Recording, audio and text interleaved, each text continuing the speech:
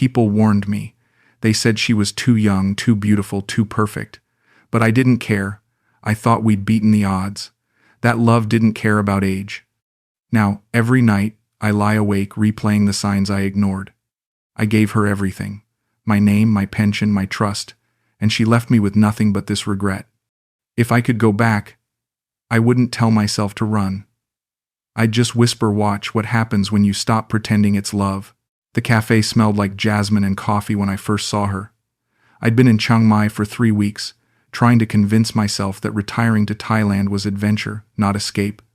Back in Houston, my divorce had been finalized for 2 years, but the loneliness still followed me like a shadow. My ex-wife had taken the house, half my pension, and whatever was left of my confidence.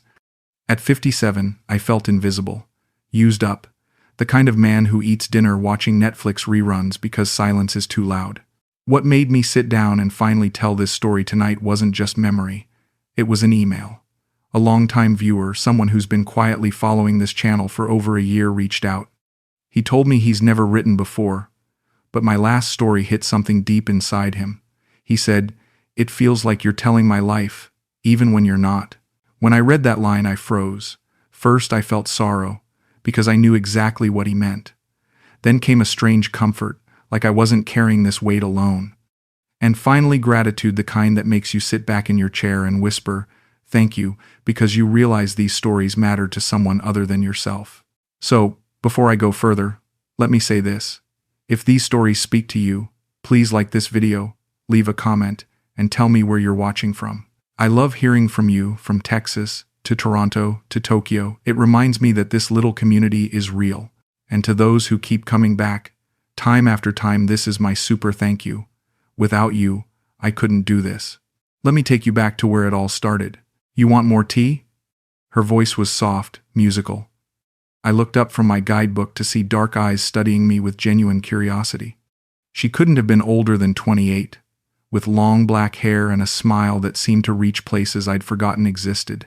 "Please," I said, extending my cup. "I'm Willard, by the way. Chalita." She poured the tea with practiced grace. "You here for vacation?" "Something like that. Maybe permanent." Her eyebrows lifted. "Really? Most Farang come for 2 weeks, take photos, go home." "Well, I'm not most Farang." The words came out more confident than I felt. She laughed, a sound like wind chimes. "No, I think you're different. You read book about Thai culture, not just bars and beaches." I'd been holding a worn copy of Culture Smart Thailand. Most expats probably didn't bother. "I want to understand where I'm living." "That's good. Most men here, they don't care about understanding." She glanced toward the kitchen, then back to me. "I teach English part-time, at temple school. If you want to learn Thai, maybe I help you?" My chest tightened with something I hadn't felt in years. Hope, maybe. Or just the desperate need to matter to someone again. I'd like that. For the next hour, we talked about everything and nothing. She told me about growing up with her aunt after her parents died in a car accident. How she dreamed of teaching abroad someday, seeing America. I found myself sharing stories about Texas oil fields, about feeling lost after the divorce, about choosing Thailand because I needed somewhere that felt like a fresh start. "You seem sad," she said quietly as I prepared to leave. "Maybe a little. Loneliness make people sad. But maybe not forever sad." Walking back to my apartment that evening, I caught myself smiling at nothing. When was the last time someone had seen me as interesting, as worth knowing? Chalita had listened to my stories like they mattered, like I mattered. The next day, I returned to the cafe. And the day after that. Each conversation revealed more layers. She was smart, asking thoughtful questions about American politics, about what I missed from home. She remembered details that I'd mentioned, loving my grandmother's cornbread, that I'd worked on offshore rigs for 23 years. "You must be strong," she said one afternoon as rain drummed against the cafe windows. Dangerous work. Was. Not so much anymore. No, still strong. Here. She touched her chest lightly. Heart strong. That's why you come here, start new life. Scared people don't do that. Something shifted inside me. She saw courage where I saw cowardice, hope where I saw desperation. "Chalita, would you like to have dinner with me? Somewhere nice?" Her smile was shy, tentative. I would like that. But people will stare. Old Farang, young Thai girl. They think they know story. Let them think what they want. I know what this is. But did I? That night, watching her across the candlelit table, I wondered if I was fooling myself. She was stunning in a way that turned heads. I was gray-haired, soft around the middle, with weathered hands and crow's feet. Yet she listened to every word, laughed at my jokes, asked about my dreams. In America you have girlfriend? She asked as we shared mango sticky rice. Not for a long time. Marriage ended badly. She said I worked too much, cared too little. Maybe she was right. Some people don't know how to love working man. Thai women, we understand. Man work hard for family, that's love too. My throat tightened. You're very kind, Chalita. Not kind, true. She reached across the table, covered my hand with hers. You different from other men here. You see me, not just Thai woman. You ask about my dreams, my family. That's rare. That night, walking her home through the quiet streets, she stopped under a streetlight. Willard, I need tell you something.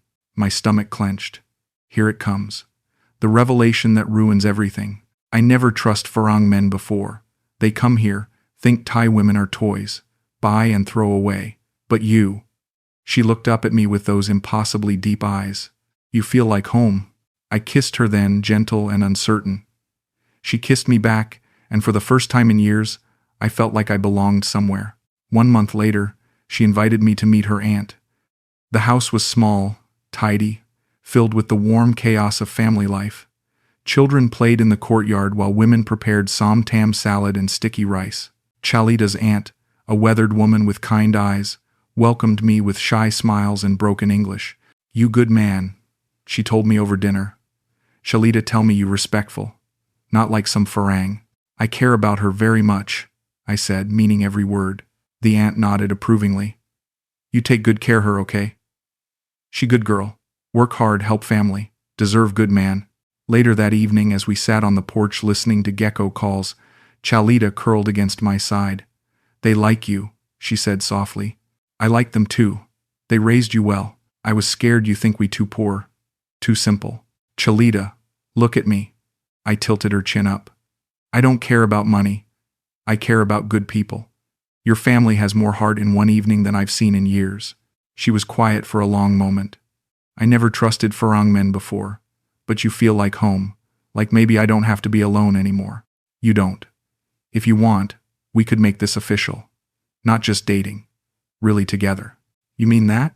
I've never meant anything more. 2 weeks later, I gave up my apartment and moved into a condo near Nimmenhamen with Chalita. She transformed the space with plants and photographs, cooking smells and laughter. Friends would visit, and she'd introduce me proudly. This my husband, Willard. Not boyfriend. Husband. The word made my chest swell with pride. We're not actually married yet. I'd tease her privately. In heart we married, paper just formality. She was right. I felt married. Felt chosen. At the morning market, vendors would nod and smile, recognizing us as a couple. Your wife very beautiful, they'd tell me in broken English. I'd beam like a teenager. Don, an expat I'd met at a bar, raised his eyebrows when I told him about moving in together. You sure about this, Willard? That's a big step after knowing someone 2 months. When you know, I said, probably sounding more confident than I felt. She's not like the girls these old fools chase around. She's educated, has goals. She chose me, Don. Out of all the younger, richer guys she could have. Just be careful, brother. I've seen this movie before, but I wasn't listening. How could I? Every morning, I woke up to Chalita making coffee, humming Thai songs. She'd rub my shoulders while I read the news, ask about my day, share stories about her students. When I had stomach problems from adjusting to the food, she made me soup and worried like a real wife would. You okay, darling? I make different food tomorrow, more gentle for your stomach. I'm fine, just need time to adjust. No, I take care of you. That's what wife do. The word wife sent warmth through my chest every time. After feeling discarded, unwanted, here was someone who wanted to take care of me, who called me darling and meant it. The first request came on a Tuesday morning. I was reading on the balcony when Chalita approached, looking uncomfortable. "Willard, I need to ask you something, but I scared you think bad about me." I set down my book. "You can ask me anything. My motorbike, it have problem. Need repair. I have little money saved but not enough. Maybe you can help? I pay back soon. How much do you need?" 7,000 baht. I know it's much money. Chalita, stop. Of course I'll help. You don't need to pay me back. We're partners. Her relief was palpable. She hugged me tightly, whispering thank you against my chest. I was so scared to ask. "I don't want you to think I use you for money. I would never think that. This is what couples do. They help each other." The motorbike repair was followed by her aunt's hospital bill. Then her cousin needed help with university tuition. Each request came with tears, apologies, promises to pay back. Each time, I said yes without hesitation. The amounts were small by my standards, a few $100s here and there, but they came with increasing frequency. "I feel so bad asking," she'd say, crying genuine tears. "But family very important in Thai culture. I can't let them suffer when I have good man who care about me." I understand. Family comes first. And I did understand. Or thought I did. Coming from a culture where extended family support was expected, it made sense. I wanted to be the provider, the protector. It felt good to be needed. One evening, I returned from the market to find Chalita on the phone, speaking rapid Thai.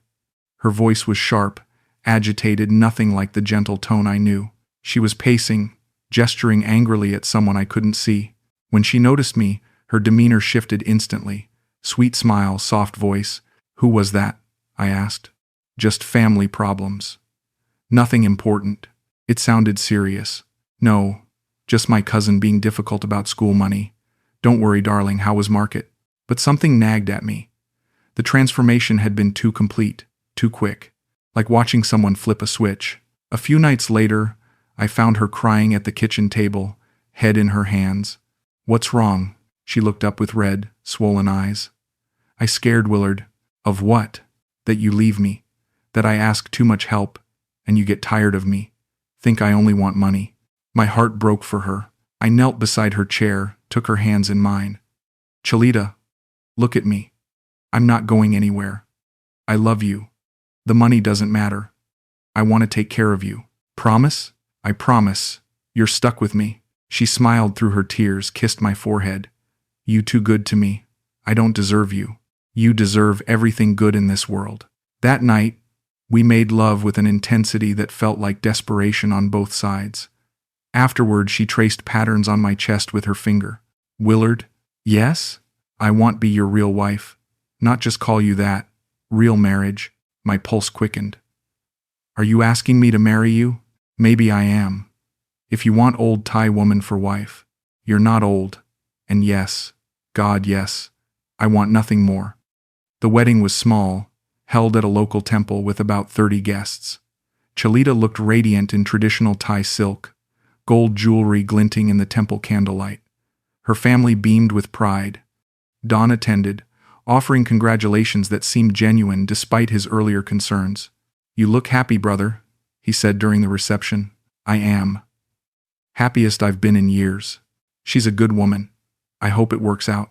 "It will. It has to." The legal paperwork was handled at the district office the next week. Seeing Mrs. Chalita Coleman on the marriage certificate made my chest tight with emotion. She was really mine now. We were really family. But something changed after the marriage. Subtle at first, then increasingly obvious.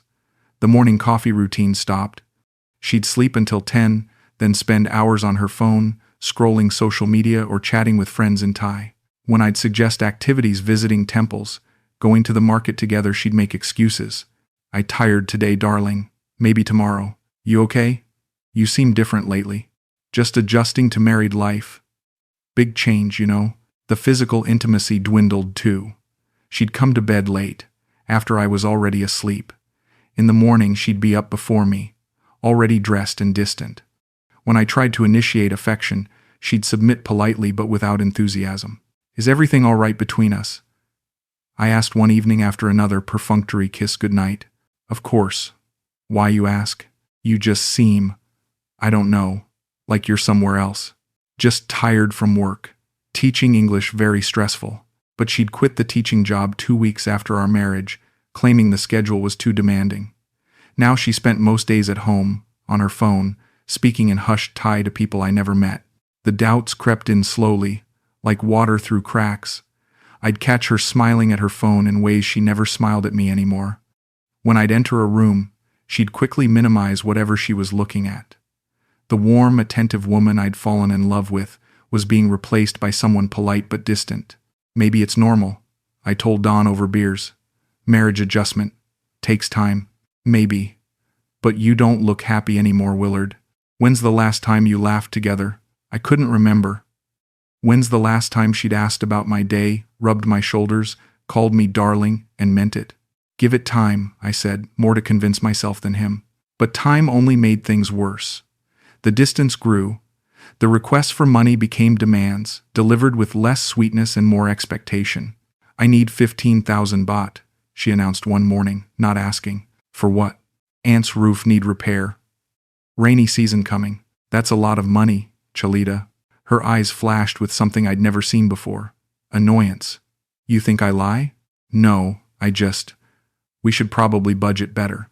Plan these expenses. Fine. I tell Aunt you say no, she can sleep in rain. The guilt hit immediately. I didn't say no. I just want us to communicate better about money. What communicate? You have money, family need help. Simple. But it didn't feel simple anymore. It felt like I was being managed, manipulated through guilt and obligation. The woman who had once asked hesitantly for small favors now expected large sums without question. The breaking point came on a Thursday afternoon. Chalita was in the shower, and her tablet was on the coffee table, pinging with message notifications.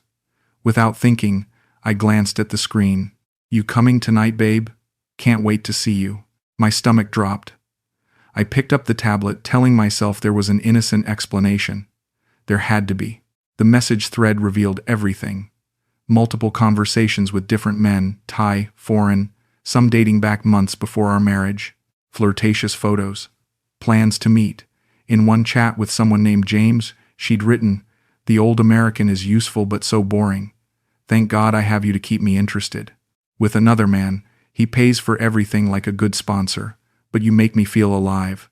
In Thai, which I had to run through translation apps, "Stupid Farang thinks I love him." Easy money though. I sat on the couch, tablet shaking in my hands, reading message after message that destroyed everything I thought I knew about my wife, my marriage, my life. The shower was still running. I had maybe 5 more minutes before she came out. My chest felt hollow, like someone had scooped out my insides. Every sweet word, every I love you, every moment of supposed intimacy had been performance. I was the useful fool, the walking ATM, the lonely old man too desperate to see the truth. The shower stopped. I set the tablet back exactly where I'd found it and went to the kitchen, trying to breathe normally. When she emerged in her towel, hair wrapped, I was making coffee with hands that wouldn't stop shaking. "You okay, darling? You look pale." The endearment that once warmed me now felt like acid. "I need to ask you something, Chalita."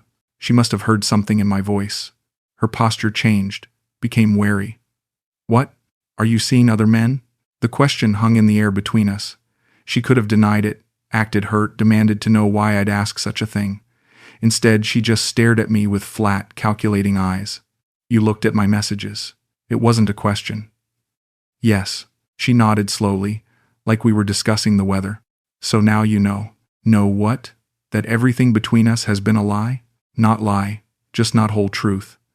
She sat down across from me, suddenly looking tired. "You want me be honest now?" "Okay. You nice man, Willard, kind. But you not only man in my life, never were." The casual way she said it hit worse than shouting would have. "Were you ever attracted to me? Or was it always just about money?" "Both. Little bit." She shrugged. "You good to me. Give me security. But yes, boring too. Old. A young woman. I need more than security." "Then why marry me?" "Because you ask. Because married Farang give more money than boyfriend Farang. Because I need visa help for travel plans." She looked at me with something approaching sympathy. "You lonely man who want believe young woman love him. I woman who need financial support. We both get something." And the others? James and the rest? They give me what you can't. Excitement. Romance with someone my age. You give stability. She stood up, walked to the counter. Maybe someday I love you for real, but probably not. I felt like I was watching the conversation from outside my body. So, what now? Now you decide. You want keep being married to woman who honest about not loving you, or you want divorce? You're asking me to choose between dignity and companionship. I asking you choose between truth and fantasy. Fantasy nicer, but truth less expensive. She was right. Staying would mean accepting that I was a client, not a husband. That every I love you would be a transaction, every intimate moment a performance. I can't do this, Chalita. She nodded, unsurprised. Then I packed tonight. Stay with friend. Just like that? Just like that. She paused at the bedroom doorway. I not bad person, Willard. Just practical person. You want love story. Find woman your age, who needs same things you need. You want young wife. Except that young wife have young needs. She packed with efficient detachment while I sat at the kitchen table, staring at my hands. Within an hour she was gone. No tears, no apologies, no looking back. The silence that followed was deafening. I'd been alone before, but this was different. This was the silence of realizing you'd been talking to yourself for months, loving someone who was never really there. That night, I called Dawn. It's over. What happened? She was seeing other men. Multiple men. The whole time. Jesus, Willard, I'm sorry. I confronted her. She didn't even try to deny it. Just explained it like a business arrangement. You okay? No. But I will be. But I wasn't sure that was true. The next few weeks passed in a haze of administrative nightmares. I discovered that Chalita had been added to my Thai bank account after our marriage, a detail I'd forgotten in the romantic fog of newlywed paperwork. Nearly $20,000 was gone, transferred out in small amounts over several weeks. The Thai lawyer I consulted, a pragmatic man named Somchai, laid out my options with brutal honesty. Your wife, she claims emotional abuse if you pursue money recovery. Says you control her, threaten her, make her scared. Very common defense. That's not true. Truth not matter. She Thai citizen, you foreigner. System more sympathetic to her story than yours. He leaned back in his chair. My advice? Cut losses. Divorce quietly. Start over. She can just steal my money and claim I abused her. She can claim many things. Safer for you to accept loss and move on. You fight this, it costs more money, and maybe create problems with immigration status. Dawn found me that evening at the condo, staring at boxes of my belongings. You look like hell. Feel like it too. I handed him a beer from the fridge. She took almost everything from the joint account. Lawyer says fighting it will cost more than I'd recover. So you're just going to let her get away with it? What choice do I have? I'm a foreign old man who married a local young woman. Everyone's going to assume I was the problem. This isn't your fault, Willard, isn't it? I ignored every red flag, believed every lie, handed over control of my finances to someone I'd known for 3 months. I took a long drink. I was so desperate to be wanted that I convinced myself a 28-year-old woman fell in love with my personality. You're not the first guy to get played. That doesn't make it hurt less. Dawn was quiet for a moment. What are you going to do? Leave. Go to Phuket, maybe. Somewhere I can think. And then what? I don't know. Figure out how to be alone without being lonely. Learn the difference between love and need. 3 days later, I was at the airport with a single suitcase and no plan beyond getting away. At the departure gate, I watched young couples saying goodbye, hugging, crying, making promises to stay in touch. Once, that tenderness had seemed possible for me too. My phone buzzed with a message from an unknown number. A voice note from Chalita. Against my better judgment, I played it. Her voice was cheerful, casual. Hi, Willard. I hope you're doing okay. I hope you move on and find happiness. I already have. Take care. I listened to it 3 times, searching for any trace of emotion, regret, or humanity. There was nothing. Just the friendly tone she might use with a shopkeeper or taxi driver. On the plane to Phuket, I deleted her number, our photos, every trace of what I'd thought was love. 6 months later, I live in a small room near the beach in Cata. Simple life, small routines. I eat breakfast at the same cafe every morning, reading books I never had time for during my working years. I've made a few acquaintances, other expats who nod and share weather observations but don't ask personal questions. Sometimes I dream about her.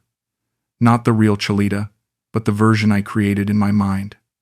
The gentle woman who called me darling and meant it, who worried about my stomach problems and wanted to take care of me. In dreams, she's still that woman.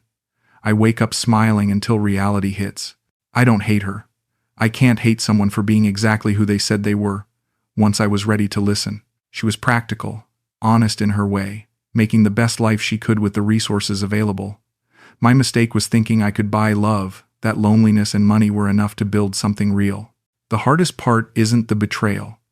It's admitting how willingly I betrayed myself. How quickly I abandoned common sense for the fantasy of being chosen. I knew better. Every expat here knows the stories, the warnings, the statistics. But knowledge is useless when your heart is making the decisions. I avoid the dating apps that ping notifications on other foreigners' phones. I've learned to tell the difference between being alone and being lonely. Alone is peaceful. Lonely is desperate. Desperate men make expensive mistakes.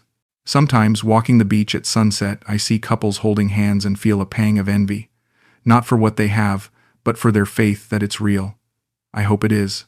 I hope they're smarter than I was, braver than I was, better at recognizing love than I was. The regret isn't that I loved her. It's that I never loved myself enough to see what was really happening. I thought being wanted was the same as being loved. I thought financial generosity could purchase emotional fidelity. I thought age was just a number until I learned it was also a target. If you're reading this, if you recognize yourself in my story, I'm not here to tell you to run. That's your choice to make. I'm just here to whisper what I wish someone had whispered to me.